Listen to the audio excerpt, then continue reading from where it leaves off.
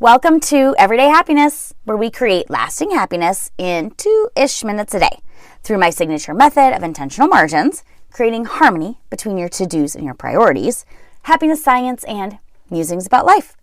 I'm your host, Katie Jeffcoat, and I heard that there was a massive dip in happiness during the beginning of the coronavirus pandemic.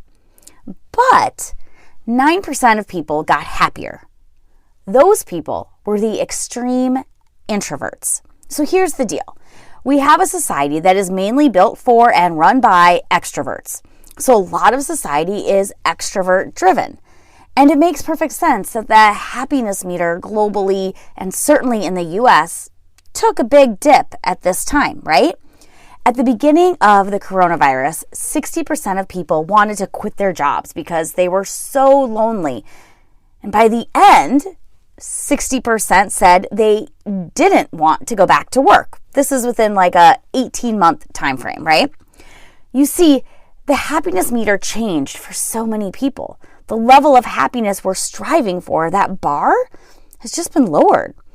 Historically, 60-year-old men were who had like above average income, who had like big job titles, and were also the loneliest of all of the demographics of people. What they found is that they were around people all day, but not in meaningful connection. They didn't have strong social connections. But what we're seeing is that it's not just 60-year-old men. It's spreading and it's now infiltrating the rest of the population. My point is that real friendship, intentional connection, deeper social connection with people matters more than we realize. Arthur Brooks says if we're wondering where our social connection is, just ask ourselves, do we have deal friends or real friends?